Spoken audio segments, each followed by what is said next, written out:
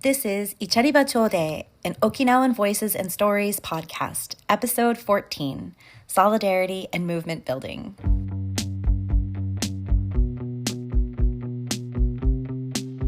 In this podcast, we aim to create an open and safe learning and growing space where we will explore alongside guest speakers what it means to be Shimanchu. Our intention and prayer for this project is to cultivate our knowledge about our histories, celebrate the amazingly diverse and resilient culture of our people, inspire other Shimanchu of all generations and geographic locations to be curious about their histories, to preserve those precious pieces of our identity for future generations, and of course to have fun along the way. We'll laugh, we'll cry, we'll stumble around and be human. We hope you will join us in this evolving journey together. Yuta sarugutu, unige sabira. I come to you, black and blue and beaten down, 'cause I refuse to leave this earth without a sound, 'cause I believe that there's more for you and me. Future's worth imagining, 'cause I believe there exists for you and me a whole new reality.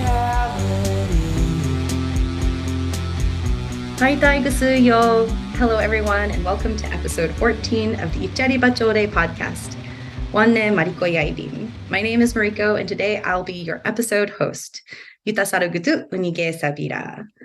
We're on today with guests Bean Yogi, JJ Ueunten, and Matt Miyagi Tuten, where we'll take a step into the world of organizing, solidarity, and movement building. Welcome, Bean, JJ, and Matt. Could you please give us a quick introduction, and we'll start with you, Bean. Hi, Sai. My name is Bean Yogi. I use they and them pronouns, and I am a fourth generation Shimanchu Uchinanchu person with ancestral roots in Kin and Yogi. I currently live on Duwamish and Muckleshoot territory in so-called Seattle, Washington. And I am a public library worker. I'm a union steward. I am a lover of tide pools and the WNBA. That's me. I love that. Thanks, Bean. We'll kick it over to you, JJ. Hi, Sai. My name is JJ. I go by they, them pronouns. I live on Anishinaabe Council of Three Fires land, Potawatomi, Odawa, Ojibwe, among other peoples in what's known as Chicago, although I'm currently on Ute, Cheyenne, and Arapaho land in what's known as outside of Denver. I have great-grandparents from Sashiki and Itoman on Okinawa that I know of. I also have Japanese ancestors from Japan. Let's see, I'm a massage therapist. I mostly get to work with queer and trans people, which is awesome. And I really love all kinds of bodies of water. And one of the big projects I'm working on right now with my partner is having children. So that's kind of the huge project right now. Oh my gosh, that's huge. Well, best of luck and congratulations. That's wonderful. Thanks so much. And Matt, we'll kick it over to you. Yeah, hey, what's up? I'm Matt. I use he, him, his pronouns. I am a socialist organizer. I'm also a union steward, and I'm a grad student. I'm based in Kalapuya land, which is known as Eugene, Oregon today. And I have roots. So I grew up in Okinawa until I was 8 years old. I was born there. I mostly was around the Kadena Chatan area. But my family has roots in Sashiki. But my specific branch of the family were migrant laborers to the Daito Islands during the turn of the century when the Japanese Empire started, expanding their sugar industry and recruited a lot of laborers from the Ryukyu Islands, and among those are my ancestors. But I moved to Western North Carolina, which is Cherokee land, and I moved to Oregon a couple years ago, and that's where I'm based right now. So that's amazing. Thanks. So wonderful to see so much sashiki and non-joshi representation on the call. Ipeni Hedebiru, everyone. Thank you for your introductions and thanks for being on the podcast with us. And before we get started with the Yuntaku or conversation part of this episode, we thought it would be helpful to acknowledge a few things as we're going into this conversation. So we are recording this on December 28th, day 83 of Israel's current military escalation in Gaza, a genocidal attack that has killed over 21,000 Palestinians, displaced most of Gaza's 2.2 million people from their homes, and has cut off basic necessities from Gaza. Though Israel cites Hamas' October 7th attack that killed over 1,200 people as justification of this phase of violence against Palestinians, what is happening now is a part of a 75-plus year of US-backed violence, forced removal from land, and siege by Israel against Palestinians, as well as an equally long history of struggle against apartheid and occupation and for liberation and survival by Palestinians. And that is a lot. And so for our listeners that are listening to this presently as we release it, or if you're listening to this years after, we just wanted to set the context that prompted this particular episode and how we as Okinawan or people of Okinawan or Ueunten or Luchuan ancestry are involved in this type of movement building, organizing, and solidarity work. It is a critical moment for many of us and for the world, really. So it's not a light topic by any means, but before we begin the actual Yuntaku part, we figured we would go ahead and attempt to define some terms that will be helpful for the casual listener. Terms like activism, organizing, solidarity, movement building, direct action, nonviolent direct action, and that type of thing. It is a challenging arena to find yourself entering into, but I'd love to hear from you, Matt, if you would like to take a stab at either defining or providing a little bit of context to some of those terms that we've just listed. Yeah, absolutely. I'll say this first, that if you get 10 different organizers in a room and you ask them to define organizing, you're going to get 12 different answers. So obviously my definition is only one among many, but the way I understand it is activism is, active political engagement, right? As opposed to a more passive political engagement, which is sort of consuming politics essentially. And I understand organizing to be sustained mobilization, right? Through various channels, various means, various institutions, right? I think that, when we invoke the terms organizing or activism or direct action, we typically associate it with people we might find agreeable, right? But I actually understand these terms to be politically neutral in the sense that anyone can organize and people that we would not like can organize as well, right? I tend to see politics as a field of struggle, as a field of power, and there's different ways we distribute that power. There's different ways we confront that power, right? Power pervades in a political society like ours. And it's not just, it's not just people we find agreeable that organize. It's not just people that we find agreeable that are activists. It's also the ruling class that organize, right? It's very terrible governments that organize, right? It's the Zionist regime that organizes, right? Those people that are working against our interests are actively organizing to suppress us, right? To disempower us. And likewise, there are people within our communities that are organizing to fight back, right? So I think personally, what I think is, I think what's more important than just organizing or just being an activist is having a clear political program, having clear political goals that the community that you're working with can rally around, and that your community has a say in drafting. Thank you, Matthew, for that crash course. It's like a very interesting paradigm shift to think that anybody can be involved in these things, whatever they're passionate about. Bean and JJ, I'm wondering how that landed with you all, and if you had any pieces to add or thoughts that came up as Matt was describing his philosophy around those terms. Yeah, Matt, I just appreciate that framing because it reminds us that the work that we're doing is, and the organizing work that we're doing really is something that we have to be reflective on and intentional about if we want to like actually achieve or move towards some kind of political vision, that when we think about these terms as politically neutral, we're really inviting ourselves and each other into being like as clear and precise as we need to be about like what we're actually striving for and struggling for.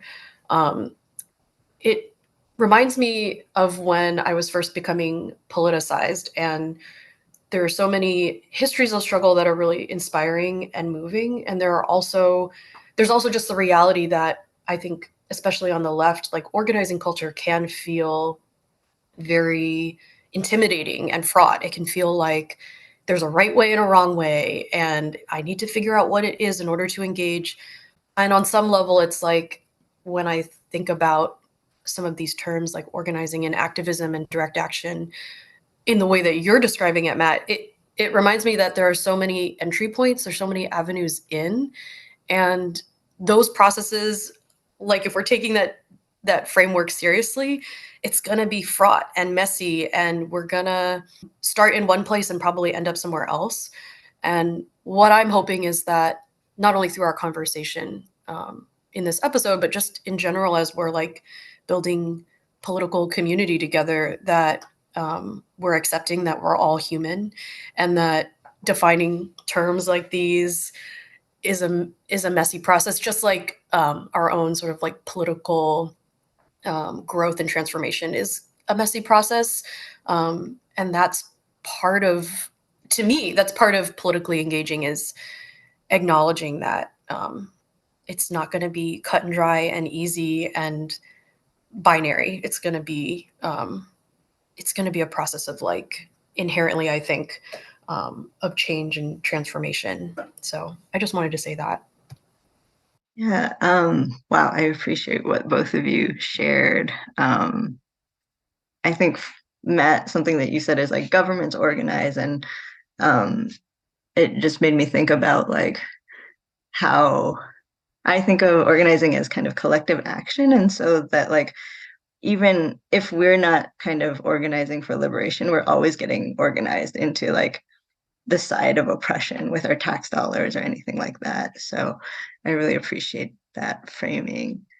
Yeah, and I really agree with the like, how do we think about maybe making leftist cultures more inviting, more welcoming, and more of a place where we can make mistakes? Because I think when I first started, being involved in activism, I left for a long time just because I couldn't figure out kind of how to stay because of the culture. So I'm really glad that we're talking about this. Thank you, JJ. That's a really wonderful segue into this like next question is, what areas have you found yourself active in movement building or communities, and sort of your like how you came to be involved in the work that you're involved in. Let's start with you, Bean. Yeah, I think when I was first becoming politicized, when I was starting to think more critically about, what Matthew was talking about, this like distribution of power and these dynamics of power, I was really kind of coming into my own self-identification as a queer person, as a trans person, as a person of color. And I was very lucky to be able to connect with and find a lot of community with what we might call the like QT BIPOC circles in so-called Seattle. And I did initially a lot of like identity-based organizing at that point. And it was through connections to queer Muslim feminists and anti-Zionist Jews that I became politicized specifically around Palestinian liberation and honestly like Jewish liberation from Zionism, and became involved in an organization, just like a scrappy grassroots collective called QUIA, Queers United Against Israeli Apartheid.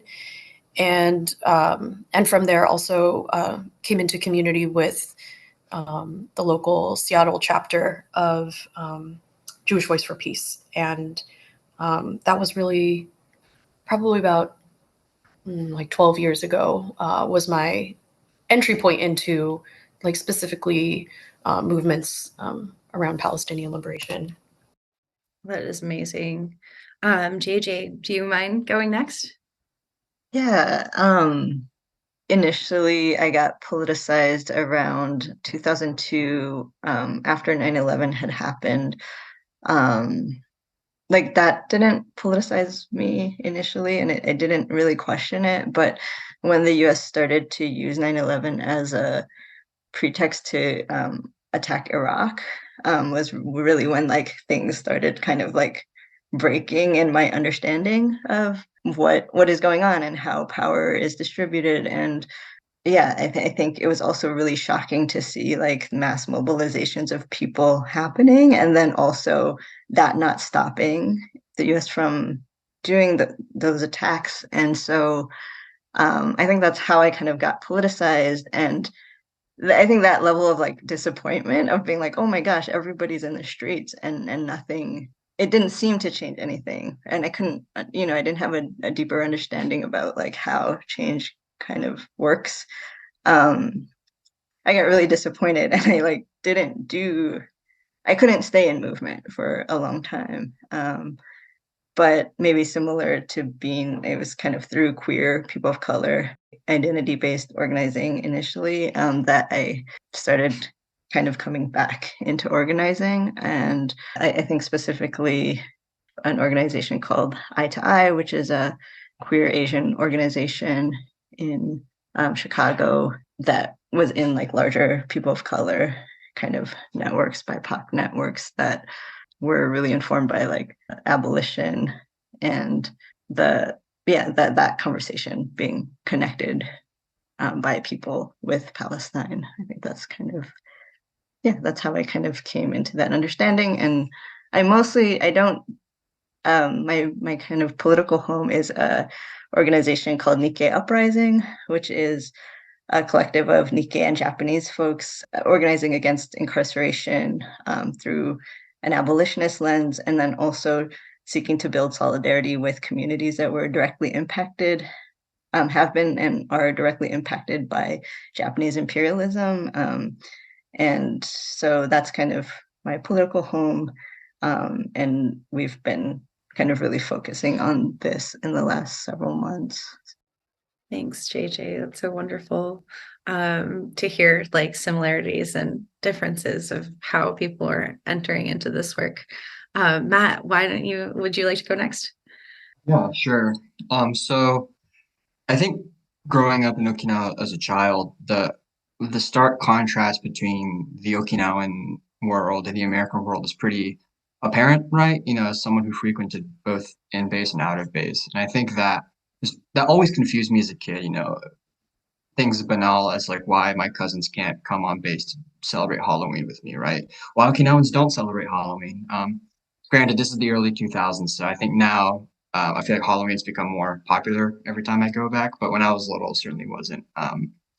But I didn't necessarily understand the geopolitics of why that was. It's just sort of a reality that I noticed as a child. And then my father was military, and I won't go into details, but I think growing up, I saw the impacts that the military has on the sort of psychological states of the people that are in the military, right? And I think that really profoundly impacted my father in very negative ways. And then we moved to the US. It was like right after we moved to the US was the financial crash, 2007, 2008 financial crash, right? And we were just, we didn't have much money for a while after that. And, my father had to step away and, go to rehab and whatnot, and then left my mother as a single mother in this country. United States, just moved here. Single mother, had to take care of two kids, had to work, right? And had to really struggle. And I think being exposed to that sort of lifestyle, young, sort of, gave me a sort of, a reality check. And but I think growing up in North Carolina, I think I'm one of the few Ryukyuans that have grown up in the South. I don't think there's many of us in the South. I'm always very impressed by the Chodees in Hawaii, because it's like there's very much this carved out like Ryukyu and Shimanchu culture in Hawaii. And I was telling this joke to a friend of mine. I'm like, it's funny where all the way out west in Hawaii, it's like people know these distinctions between Ryukyuan and Japanese. And then maybe if you go more towards the Midwest, people don't necessarily know the distinction. And I'm from the South, and people don't even make a distinction between Asians, let alone Ryukyuans and Japanese, right? So I'm always a little flustered when I see that. But anyway, yeah, that was off track. But I was always a very avid reader as a kid, I think, because there's just a lot of things going on. I just read all the time. I started really liking to read politics. I don't know, I just enjoyed it. And then when I was around 19, 20, that's when I knew I wanted to really get organized. So I started organizing like right before the murder of George Floyd in early 2020. And then obviously I organized around that in that summer doing various stuff in North Carolina. And then I was a college student at the time, and so me and a couple other people founded our campus/communities chapter of the Answer Coalition, Act Now to Stop War and End Racism, and we did a couple of organizing stuff in that area, mostly pertaining to racism, warmongering, and whatnot. Did quite a bit of stuff during the sort of the spike in anti-AAPI hate during the pandemic, and yeah, I feel like I've gained a lot of experience from my time in North Carolina organizing, and there's certainly a lot of contradictions being a college student doing organizing and trying to navigate these communities. Thanks so much, Matt. It's amazing to hear each of your entry points and like life stories of like how you ended up being involved in. Actually, each of you started to allude to this next question, which is how does your Okinawan, Shimanchu, Ryukyuan identity tie into the work that you're doing? And like I know for myself, like it's like the spark of curiosity around, wait, why is it this way? And like, what is it that's intrinsic to me that like now I have to figure out how I relate to the rest of the stuff that's happening in the world. But yeah, I would love to hear from each of you, maybe just like expand on how your identity has led you into this work and how it fuels you in the way that you are approaching the work that you do. And let's go with Bean first, and then JJ, and then Matt. Yeah, I've talked with so many Choodee about how being diasporic impacted not only our sense of identity and who we are as Uchinanchu or Shimanchu people, but then also just like, for me, a very key piece of it, which is coming back to or kind of like re-entering into an indigenous identity. And for me, that happened like as an adult, later in my life. I knew I was Okinawan growing up, and both of my parents are both half Okinawan and half Japanese, and have always like said that to us, to my sisters and I. And but I think they definitely related to their identity as like, well, that basically means we're just Japanese. And so then to learn later on in my life as a young adult about all of the history and all of the colonial legacies that led my parents and their parents to start to think of themselves as, well, basically just Japanese, and like all of the kind of hard realities that like forced them to see themselves that way, and kind of like trying to disentangle from that, and make sense of like where I belonged and wanted to try to find connection in the world. I mean, I think to me, that's just something that I'm grateful that I've been able to connect with other Okinawans in the diaspora around. And as far as how that like influences my political work and my organizing work, having a stronger sense of like where I'm rooted and who I'm rooted to, definitely helps to give me like, I don't know, the guts to struggle and to keep moving against what I can only describe as like colonial terror, like something that just is really salient for me when I think about what's happening in Palestine right now and what it means to be part of movements that are struggling to stop the genocide and to end the apartheid occupation, is like how colonial forces are doing everything that they can to make us believe that colonization is inevitable, that it's too powerful, that we can't do anything about it. It's just like in the cards. And I know that so many of us who have survived colonization and this kind of colonial terror, like I know that this is something that we do have to struggle against, and that we do have to rail against in our work, is to keep going and to keep striving, even though we may feel despair or hopelessness or terror. And being able to connect that to my Indigenous identity and to my connection and belonging with other Indigenous people. I mean, including Shimanchu folks, but also Indigenous people everywhere. Like I find that my indigeneity is particularly meaningful to me because it involves a feeling and a sense and an aspiration of collective liberation, of intertwined collective liberation for Indigenous people everywhere. And I think about that a lot when I try to show up for Palestinian liberation. And I was really glad, JJ, that you brought up abolition and how that was a part of your that's part of your political journey, because it was definitely very influential for me personally. And when I say abolition, I'm talking about movements that are struggling to abolish prisons and policing and carceral logic. This idea that justice is synonymous with retribution and punishment and disappearing people. And I think that when I connect my Shimanchu roots and ancestry with these movements that many people think of as like kind of hopeless, right? Politically hopeless, like abolition and Palestinian liberation. Like, to me, it helps me maintain sort of like a political visionary optimism and hope. Like what Miriam Kaba, a renowned abolitionist organizer, calls like, hope as a discipline. It helps me to stay in. And yeah, that's how I try to connect my indigeneity as a Shimanchu person in with the political work that I do, that I don't fall too far into like despair and hopelessness.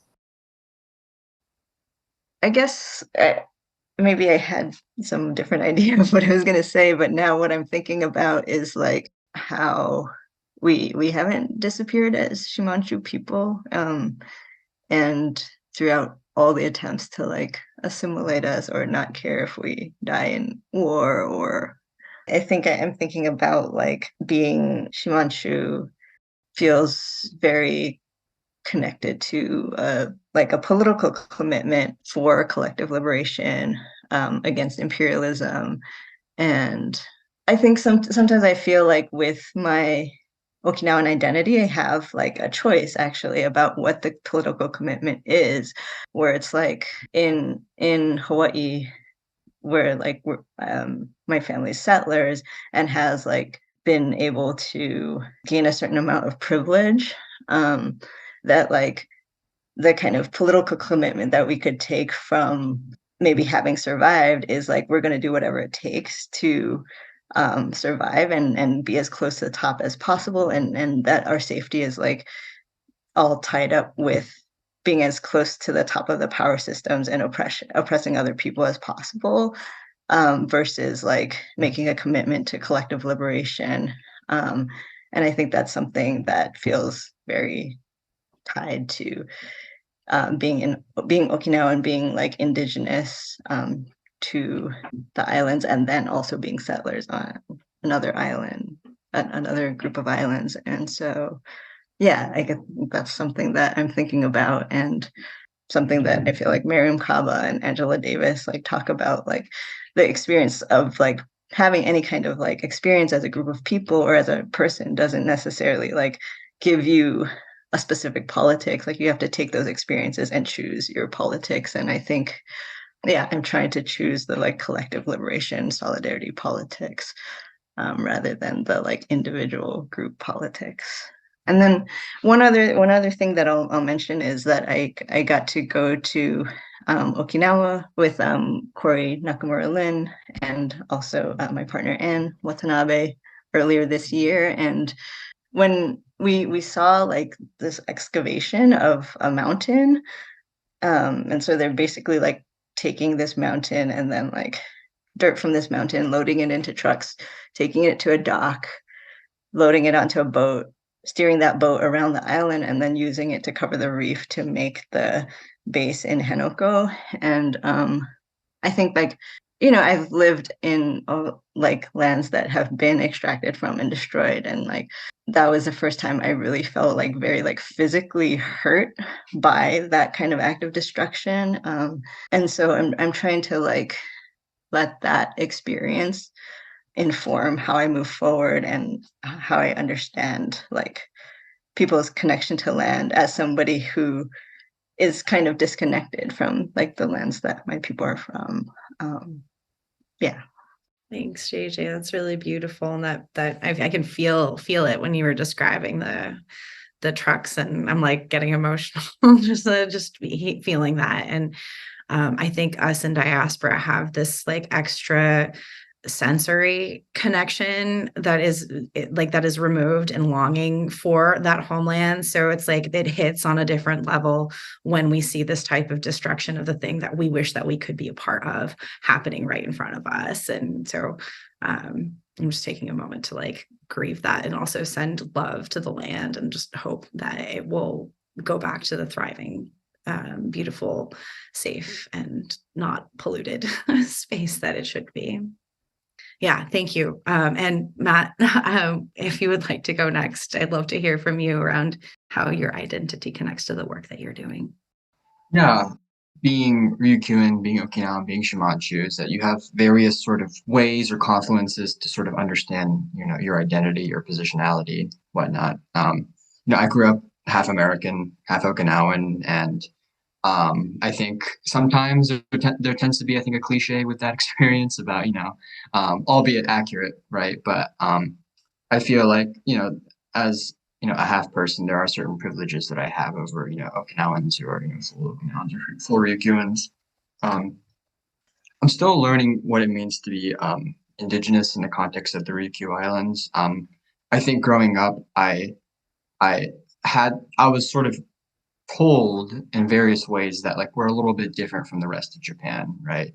That we at one point had our own country, that we had our own languages, When I was little, my great grandparents were still around, and sometimes they'll speak a language that I didn't necessarily understand. I didn't really know what they were speaking, and of course, in retrospect, they were speaking Uchinagachi. But I think moving to the U.S. and then sort of seeing the racial dynamics here, made me realize that slowly realize that, the sort of racial dynamics you see in Ryukyu, Okinawa, is not necessarily separable from the racial dynamics here in the US, right? And I like to make a direct continuity between the sort of settler colonialism of the North American continent with the sort of military colonialism that's happening in the Pacific and Hawaii and Guam and of course Okinawa. And obviously there's differences between the two. But the United States is this sort of slow westward expansion. The Manifest Destiny didn't end in Oregon; it just crossed the Pacific Ocean. It went to Hawaii, it went to Guam, and now Okinawa is like one of the front lines, right, of that struggle. And I think fortunately, I say this very loosely, that us Ryukyuans or Okinawans haven't experienced complete, annihilation like many other indigenous nations in the North American continent, and that we have survived for various reasons. I think that difference is important to highlight. But I think growing up, being surrounded by my family, it's that a lot of my experience of hearing the sort of differences between Ryukyuans or Japanese is in the context of class, right? My family, my family's sort of split. There's half the family that's sort of pretty well off due to my grandfather sort of climbing the ladder, so to speak. He started off as a sort of car mechanic and then went on to sort of being involved in businesses with sugarcane and whatnot in our old Daito Islands. And the other half of the family are just sort of sugarcane farm workers, regular workers in docks and factories and whatnot, various businesses. But my great grandmother was actually a factory worker in Osaka. She was one of the sort of migrant workers that was sent from Okinawa to mainland Japan during this time when Okinawans, Ryukyuans are sort of a surplus population for Japanese capitalism, right? Is that the sort of minority populations of the empire, Ryukyuans, Koreans, were sort of a supply of cheap labor, right, for a lot of these factory works. And because of that, they were often seen as a threat to the sort of Japanese working class because they were seen as sort of an inferior race or a primitive people sort of taking jobs from, Japanese workers. And that sort of discourse precipitated in the rise of Japanese fascism, right, where you had these sort of capitalists trying to make an alliance with right-wing Japanese workers to sort of, implement these like very anti-communist laws, right, anti-Korean initiatives, anti-Ryukyuan especially. And my great-grandmother actually left Osaka during that time when fascism really started to really intensify. And my great-grandfather was a sugarcane cultivator and a carpenter and a poet, actually. I've never got to read his poems yet, but I think it's still kept back in Okinawa. But during the war, during the battle, I think that's when many Okinawans, Ryukyuans first come to consciousness about our difference from Japan, right? It's the battle, which took the lives of 1/4 to 1/3 of our island's population. And my great grandfather was taken as a forced labor, essentially, by the Japanese army. And my great grandmother had to go into hiding in the northern part of the island, and she lost 2 kids. And they lost almost all of their neighbors, lost a lot of their coworkers and stuff. And it was a very traumatic event. And I think, obviously, it's very much left an imprint on our culture and sort of the trauma that's handed down over the generations. And I think ever since then, I didn't really get to know my great grandfather that well because I was 6 years old when he passed away. I just mostly hear stories from, my aunts or uncles, and he was actually a labor organizer himself in the Daito Islands, specifically, I think, organizing sugarcane workers. And my aunt was telling me an anecdote that my great-grandfather told her, saying that, when he used to work, he would see the very clear segregation of Okinawan workers and, Japanese workers, where all the Okinawan workers, their lunch boxes had like rotten fish, dried rice, like, not much. And then all the Japanese managers, right, had these very, good food, good rice, plentiful fish and whatnot. And sort of how the Japanese would talk down on the Okinawans and the Ryukyuans. And I think because of that, even though political opinions vary in my own family, I think there's a recognition that we are different from Japan. I think I never understood it in terms of indigeneity until I sort of really started studying and talking to other peoples, indigenous peoples, and kind of realizing very common experiences. And that's how the concept of indigeneity arose, right? It's sort of like shared experiences. And I think I'm still learning what that means, but I think it's a very important concept that guides work for sure. So. Thanks, Matt. I am like recalling something. I think maybe Bean said this, maybe it was JJ, but I wrote this down. My indigenous identity is inherently a political one. And I feel like that just really resonated with me. And like, I think what I'm hearing woven through your stories is there's this like revelation through like what we've learned, what we've inherited from the people that have come before us, that have propelled us into this work. So as we go, it's like a parallel track. As we learn more about ourselves and the struggles, we rise against the things that are oppressing or like the conditions that like which make our lives the way that they are, in this like unfair way. Yeah. I definitely see my like indigeneity as inherently political, and at the same time I like so appreciate what JJ said earlier about how like because of our social location in the diaspora, specifically, I think specifically those of us with settler roots in Hawaii, which my family definitely has. I think that like there are political choices that we have to make if we want to make good on that. It's like in order to make that meaning of like solidarity and like that political aspect of our indigeneity like real and true, we have to make political choices. Like we could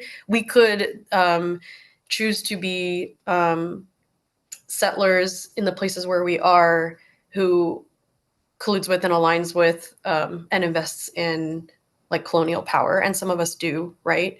That doesn't take away sort of our indigenous identities, but like we have choices to make about whether we want our experience of our indigeneity as like this sort of personal one where we maybe are like focusing on cultural reclamation, or we're focusing on what our own individual personal experience of being a Shimanchu person is, or we can kind of like do what I think I'm hearing Matt talk about, which is like understand indigeneity as a shared experience, as an experience that connects us to indigenous peoples everywhere. And I'm really I'm sitting kind of with the I don't know if it's a contradiction or if it's just a weird reality that like there is so much about being an indigenous person in the diaspora that I hear from so many people, where we're always like, oh, like, am I indigenous enough? Am I connected enough? Do I know enough about our histories and our legacies and our culture, our traditions? Am I doing our traditions right? There is that fear and preoccupation and like insecurity, I think. And maybe that's just part of the like impacts and the harms of like being in different kinds of exile, or being cast away from where our ancestry is rooted. But I think that like it gives me a little bit of sense of purpose and hope and like connection to know that when I participate in struggles for collective liberation with other indigenous peoples, whether that's like, you know, from Palestine to Guahan to Hawaii, you know, that like I am, I feel like I'm deepening that connection for myself in what I long for, which is like, you know, a connection to our islands. And it does help me to break down this, or maybe not break down, but it helps me to prioritize less that sort of like insecurity and fear of like, am I indigenous enough, or like am I, you know what I mean, like am I doing it right? I don't know. I it helps me break down some of that like individualistic thinking about what my indigeneity means, I guess. I'm wondering if y'all relate to that at all. No, I completely agree with that, and I think that's my own struggle too. Is I think at the one hand, I'm of the opinion that indigeneity reflects a certain sort of, I would say, geopolitical positioning, right, within the context of a history of successive empires that have come and go. I mean, even the term indigenous itself, originated from Iberian colonization of the Americas, right, as a term to refer to like, the people who are native there, right, the people of the earth. And it was used in a sort of pejorative sense, but it's been sort of reclaimed by indigenous peoples as an affirmative concept. And I think Ryukyuans can very much trace that indigeneity, especially if we trace it in the context of American imperialism, or even sort of Japanese westernization that resulted in imperialism and colonization, right? And I totally agree about this sort of purity thing. I think that we obviously, like, we should make an effort to sort of like listen to our elders and listen to their teachings. But at the same time, it's like if people actually go to the Ryukyu Islands, the way that one village or town does something is different from like the next town or village. So whose is the right way, right? And I think a lot of people use Shuri as like the template, Shuri high culture is the template. I don't know, that reflects a certain class dynamic for me, right? Because the Ryukyu kingdom, yeah, it was cool. Like, yeah, we should all study it, but it was, it was a kingdom. It was a feudal system that had lords, that had a monarchy, that instituted, a lot of the matriarchal elements of our culture was repressed by the monarchy, repressed by this sort of institutionalization of Confucian politics, right? And of course, I'm not making the argument that then, the Ryukyu King, it was good that the kingdom went away. I think it was definitely a tragedy, right? But I think not just within our community, but I think within any indigenous or even like many minoritized communities, there is this sort of reaction to where you tend to romanticize the past or to sort of see the pre-colonial past as this sort of paradise, right? It wasn't in many cases, that's why I think for me, like my Marxism is important because it's like we understand these things as a succession of struggles, right? Even before the Japanese invaded, the Ryukyu Islands had persistent class struggle, right? So amazing. Another element, I'm just going to switch gears a little bit, but back to another piece that we talked about is this idea of being a settler with indigenous roots. And I think, JJ, you might have elevated this question, but like, how do we reconcile this, like, this being indigenous, being enough, like that's already like a thing that we're grappling with. And then, okay, now we're transplanted onto this type, like, away on somebody else's land, land that we're not indigenous to. And how do those two meet? And I'd be curious to hear if y'all have thoughts. I think I would maybe go back to like what Bean was saying, and not to make like a new purity test about it, but like it does feel a little like, like as a settler, like that's like I guess a reality. And we can kind of choose how we act and what commitments we have. And I think it does make me feel, it does, I think I do experience this like more closeness with my indigeneity when I act kind of for collective liberation, against imperialism, whether that is like taking action in solidarity with Palestine or any other indigenous people. And I guess like thinking about how like the question of like am I indigenous enough, like it feels a little like maybe part of that is like a something that was installed by the oppressive culture to like erase us and assimilate us. Even though like, I think it's a good question for us to ask ourselves, like, how are we acting? Are we acting as kind of in collusion with colonialism, imperialism, or are we acting like in solidarity with indigenous people? But I do think that like insecurity, which I feel so much about, like, can I actually say I'm indigenous? Can I say I'm Okinawan? Like that feels a little like a product of like the erasure that like the system kind of does to us. Thanks, JJ, for wrapping that so nicely. So we've talked a lot about like Okinawan and Ryukyuan specific identity and how that work, how you have come to be in that work. I'm curious how that relates to this current political context, what we're seeing in Gaza, and the ways that you're finding those two, that they merge. So Matthew, why don't we start with you, and then we can do an open forum. Feel free to come off mute. This is intended to be kind of like a discussion or flowing conversation. I think, as Ryukyuans, Okinawans, or people interested in the sort of liberation of Ryukyu, the struggle in Palestine, I think, is directly relevant to our work, right? Because for me, what's happening in Palestine or the sort of oppression of Palestinians is one of the epicenters of U.S. imperialism, right? I think we tend to understand Israel as a sort of independent country that is just allied with the U.S., which is true, but Israel is in many ways an extension of the U.S. I mean, its entire military, its entire state, wouldn't be possible without heavy U.S. funding, without heavy U.S. I mean, the U.S. Department of State alone gives over $3 billion to Israel every year, most of which goes towards like military funding, right? And that's just the Department of State. I'm not even covering like the companies or the other government organs. And Theodor Herzl, who's the sort of intellectual founder of Zionism, was, explicitly a racist. He was explicitly a colonialist, right? Because during this time in European history, the Jewish question was a big topic. And the Jewish question was, how do we deal with the sort of oppression of Jews in Europe, right?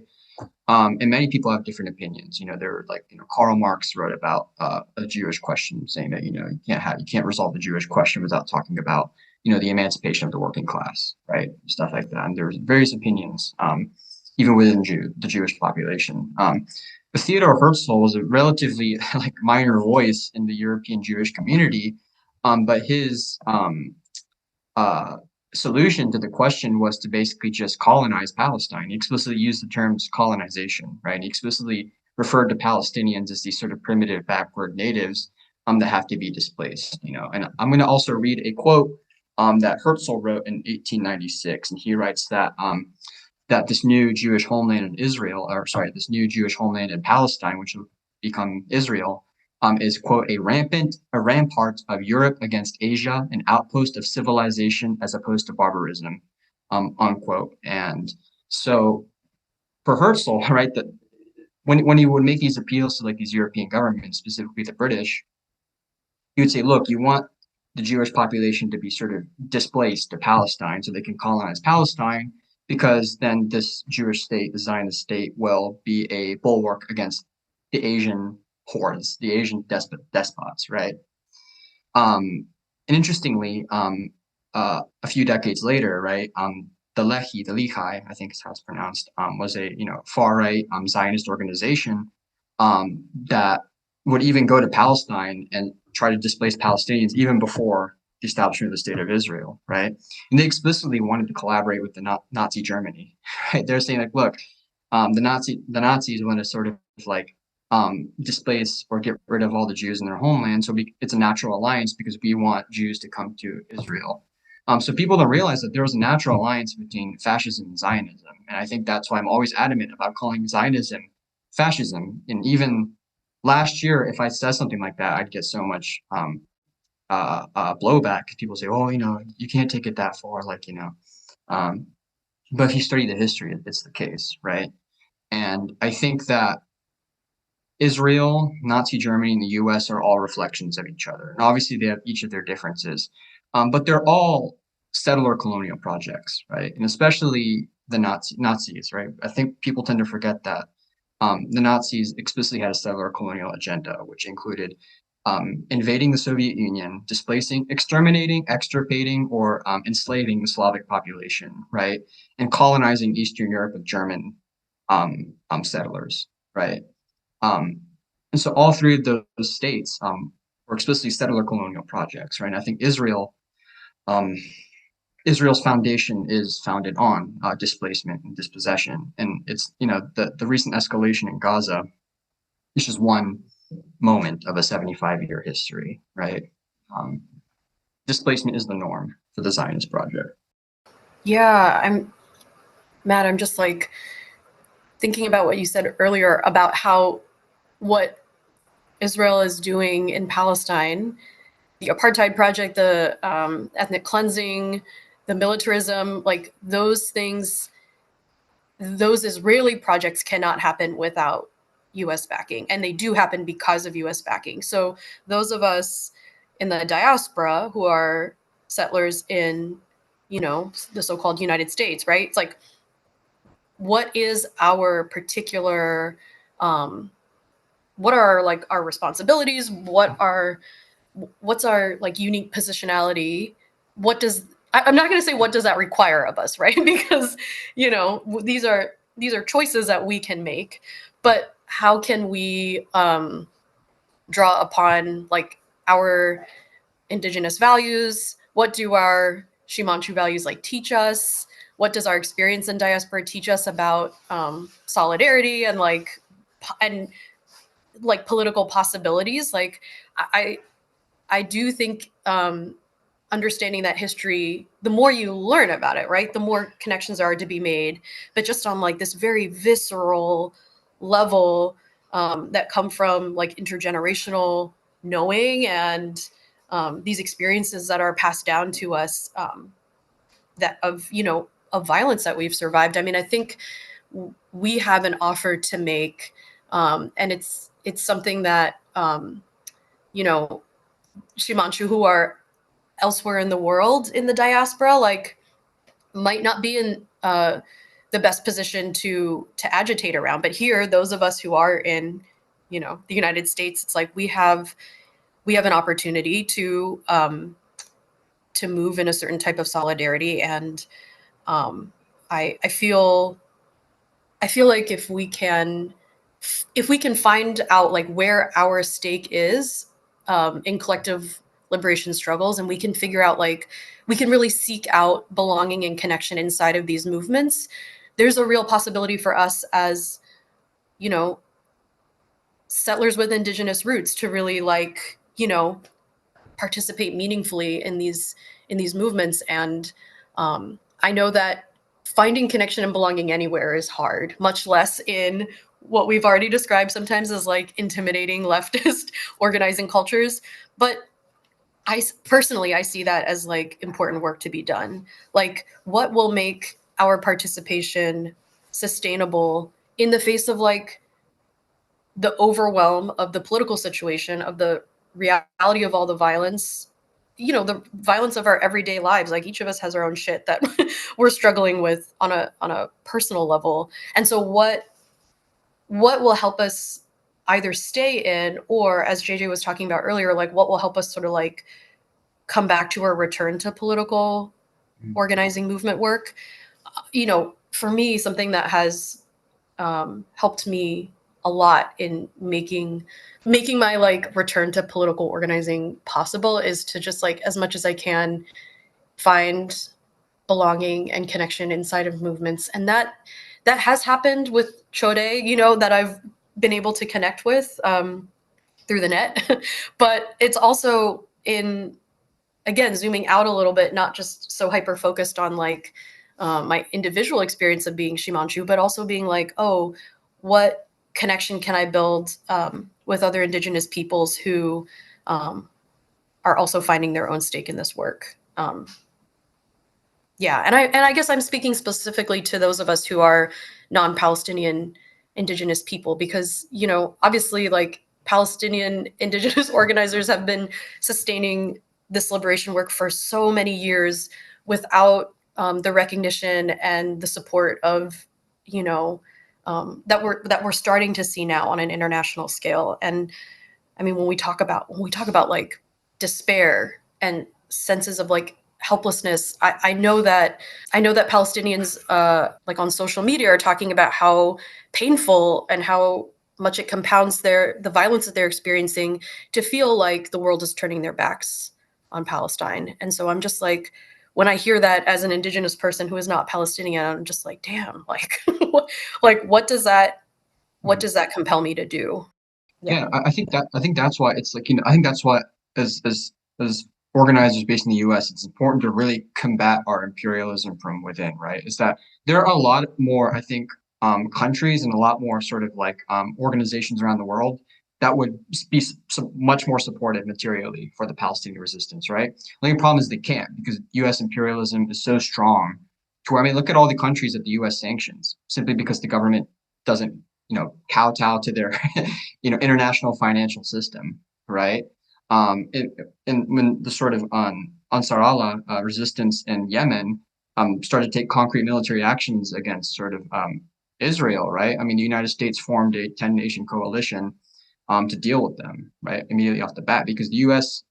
empire has a material interest in maintaining Israel as an outpost of their own interests in Asia, right? And I think I really like what you said about sort of like how our Ryukyuan or Shimanchu values can help us inform about what's happening in Palestine. But I think it's actually the inverse. I think the Palestinians are sort of teaching us Ryukyuans, Okinawans, about sort of making us reflect about our own sort of politics, right? I mean, I don't like to sort of necessarily dictate things because I am based in the US. I'm not based in Okinawa. So I always defer to organizers based in Okinawa Ryukyu about what the best strategies and tactics to approach the occupation is over there, right? But I do have opinions, and I think that the dominant sort of discourse of sort of like the anti-occupation, anti-base movement in Okinawa Ryukyu is definitely pragmatism, right? It's like, you know, obviously we want to minimize harm, and when I talk to sort of certain people, it's very much the sort of myth of pacifism, right? Is that, you know, we're nonviolent, and obviously those things have their uses. I'm not degrading it, right? You don't negotiate with a predatory empire, right? I mean, the indigenous nations in North America have tried to negotiate with the U.S. settler empire so many times to only be betrayed every single time, right? The Palestinians have tried to negotiate with the Israelis so many times to be betrayed every single time, right? us Okinawans and Ryukyuans have tried to negotiate with the Japanese and the Americans several times, only to be betrayed every single one of those times, right? I think that's the importance of like you said, like building these international networks of solidarity, looking to each other and not sort of making these appeals to a state, Japanese, I'll just say frankly, that's infested with fascists, right? Japan, and the same for the U.S. It's infested with white supremacists and imperialists, right? This goes back to what I said earlier about power. It's like they can handle us protesting. They can handle us going out to the streets and holding up signs. What they can't handle is us building a power base, right? They can't handle us actively pushing against them, going on the counteroffensive, right? That's what's a threat to these empires. That's what is a threat to the United States, what's a threat to Israel, and that's what's a threat to Japan even, right? And I think the Palestinian, courage, but also just warriorhood, right? I mean, these are warriors, everyone from the resistance fighter to the mother who persists to seeing her, children suffer, right? These are warriors who have endured 75 years of occupation and have still not surrendered, even through constant degradation, dehumanization. I think there's so much that us Ryukyuans and Okinawans can learn, right, from the Palestinians. And I think the Palestinians are very, very much today like the vanguards of the anti-colonial struggle in the 21st century.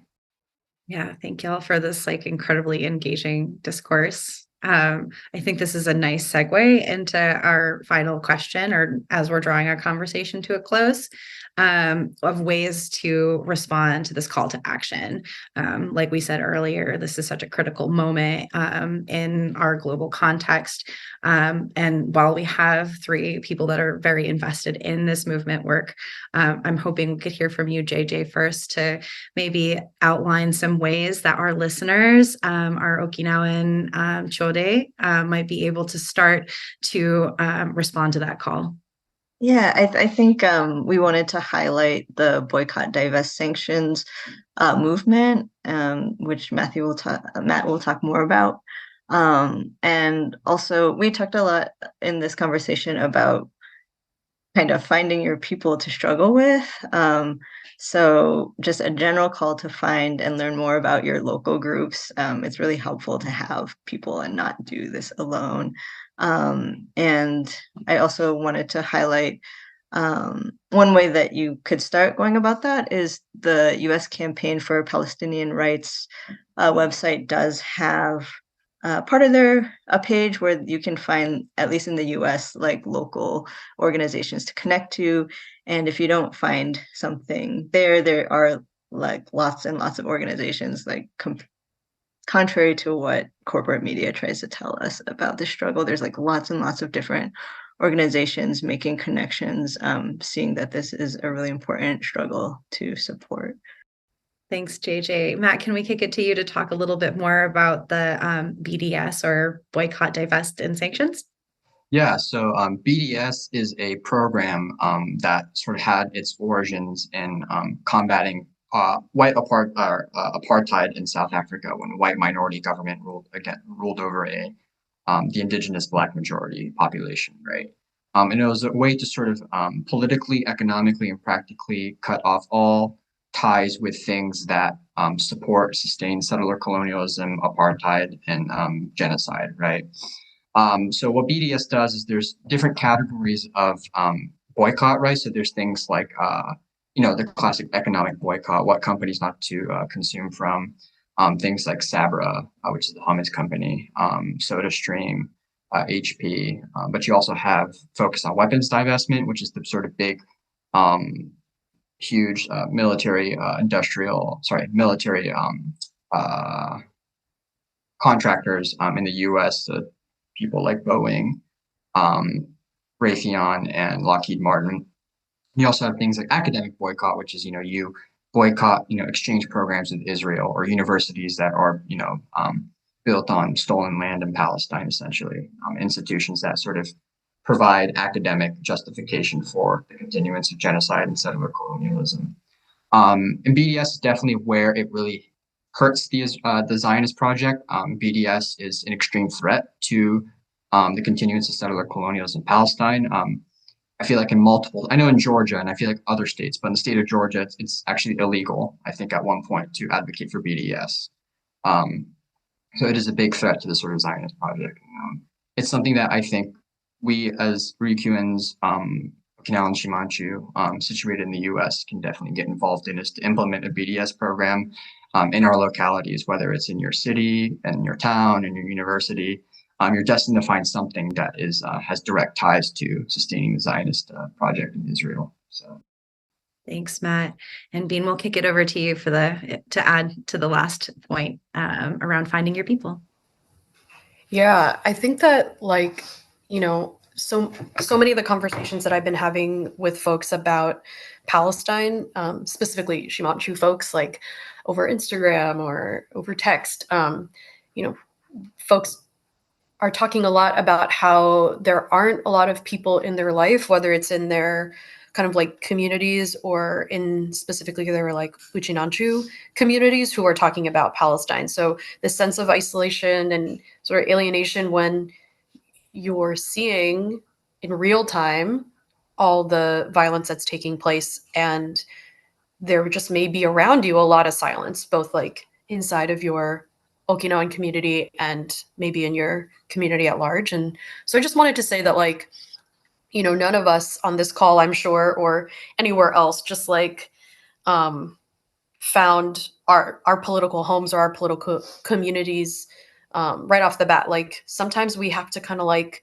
move around and try stuff out and show up to some things to find our people. And sometimes there aren't even like various options from which to choose, right? You might live in a place where there aren't any chapters of some of the organizations that Matt, JJ, and I have organized with around Palestine more recently. And so I just wanted to say that to folks who are feeling isolated and who feel like they aren't even sure where to start.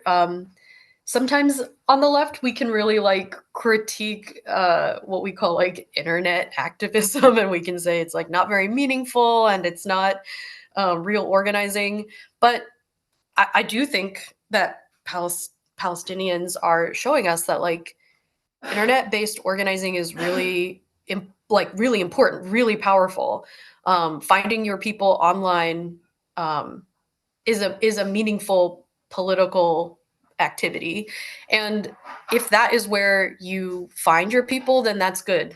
That's more than good. I sometimes will find organizations to follow and keep track of and answer their calls to action, because I did some like literally some Instagram surfing where I'm like, who are the trusted people and organizations that I know of? Like, who are they following and who are they reposting? I mean, that sort of thing. I think, I want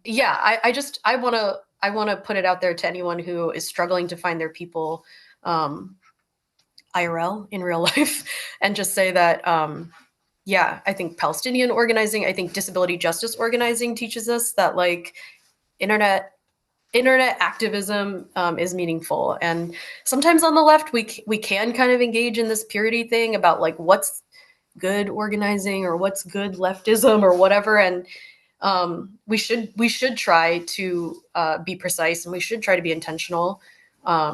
We should try to hone and refine our political engagement, our political work. But yeah, anything we can do to complicate that feeling of like perfectionism, which I do think keeps a lot of us out of movements and keeps a lot of us feeling alienated and isolated. I just wanted to shout that out. That's awesome, Bean. I actually, as you were talking, I was reminded of just like little things that end up becoming something. I recently I sent an Instagram message to a bunch of Choodee that I knew were in Chicago, and JJ was one of these people. And I'd love to kick it over to JJ, because this like group that gathered for dinner ended up connecting, and I'll let JJ tell the story. Yeah, so I mean, I had gone on to the like Discord. Shimanchu Discord. Yeah. Discord. And I had only gone on there like a couple times, and I just put that I was in Chicago. So I think that's how Mariko like gathered us, from just being on the Discord saying we're in Chicago. I wasn't able to go to the dinner actually, but a bunch of us people went to the dinner, and we kind of are all on this Instagram group chat, and we got together a few weeks ago to just get together, but also to make like a Uchinanchu for Free Palestine banner. And I think it's just like, I think that this is not like an organization yet, but just like making those little connections. Yeah, it was just a really special place, gathering of people that's like, okay, we could find other Okinawan people that don't necessarily have the same kind of political commitments that we do, but like it felt really special to have both of those things. So yeah, thank you for gathering that group of people. And just also like what Bean was saying about like you can find people on the internet. It's like, and if you just find like a couple people, like once you do something and like kind of put it out there, like more people will come, I think. Or I've had that experience sometimes. So that's awesome. It's been so wonderful to see that visibility, like those just kind of like get together for dinner and then it evolving. And then I think there was some cranes that were folded or coloring pages that made its way over to Henoko. And so it's just like, it's really been beautiful to see these small gatherings of people giving back into the community in ways that like, yeah, it's just like unexpected, but your people are out there if you just open and look for. Anyhow, thank you all for the work that you do. I have a final question for you all, and is our favorite one, which is, what is your go-to karaoke song? So Matt, let us kick it off with you. Oh man, okay. I'm gonna stick to Okinawan music for the podcast. But I like Kaisare, which is probably my favorite Okinawan folk song too. But I like singing on karaoke. My aunt actually has has a karaoke machine in her like bar on the sort of small island that she has, and we always bring it out and do it. And Awesome. I love it. The like dedicated karaoke machine on the aunties stay like perfect. JJ, what about you? mine is Torn by Natalie Imbruglia for nostalgic reasons. And yeah, that's all. Oh my God, I love it. Bean, last but not least, what is your go-to? I have like a whole like list in my notes app that I've divided by like vibe, because it's like when you're doing karaoke, I mean, sometimes people do karaoke by themselves, but quite often you're in a group and it's sort of like, what does the vibe require? Do you need it to be more upbeat? Do you need to be more emo? Do you know the words well enough to perform even if like the track and the lyrics are not synced up correctly? Those are big questions for me. So I don't know. I want to say 100 songs, but most recently I sang "Walking on Broken Glass" by Annie Lennox, and not an easy song to perform, but I feel like you got to try. You got to just put yourself out there. My gosh, yeah, you're committed. That's like a high register. I love it. I feel like activists like play hard, work hard, that vibe. So anyway, okay. Well, thank you all so much. Where can we find you all online? So Instagrams, Twitters, or X, social media, websites, that kind of thing. We'll just go down the line and we'll make sure that this is in the show notes that folks can find and follow you. Let's go back in the same order. Matt, could you kick us off? my Instagram is Mashu Miyagi, MASHUMIYAGI. Awesome. Thanks, JJ. Where can we find you? My Instagram is JJ _ Ray RAE _ Yusuke YUSUKE. Awesome. And Bean, where can we find you? I have a currently private Instagram, but I will accept the follow request of Choodee. I am at neon.moon, and the second O in moon is a 0. Oh, cryptic. I like it. I love it. Well, thank you all so much for this engaging conversation. Just feeling really honored to be here with you all, and thank you for the work that you're doing out. That's the needed critical work. So thank you so much. And yeah, we'll see you all again next time. Matayasai. Thanks, Mariko. You. Thanks, JJ. Thanks, Matt. Yeah, Yay. thank you. It's great. One worth marching, fighting for. One worth singing, dying for. Walk with you the time I've got left. Walk with you the time I've got left. Walk with you the time I've got left. It's up to us for what comes next. Well, that was a lot to cover in just a short amount of time. And as always, we hope that these episodes provide a launching point for you to get curious and begin to form your own relationship with the content. Thank you for joining us for this deep and critical conversation. We hope you'll take a moment now to learn about how to engage in BDS, or boycott, divest, and sanction strategies, learn more about your local engaged movement groups, or take action by visiting the U.S. Campaign for Palestinian Rights. Are you feeling excited, fired up, sad, wanting to talk or engage in a different way? We'd love to hear from you. Please drop us a comment on Instagram at Shimanchu Podcast or send us an email at shimanchupodcast@gmail.com. You can also always leave a voice recording through SpeakPipe on our Instagram or website. The track featured in this episode is called Burn It Down, Grow a Garden by Koji.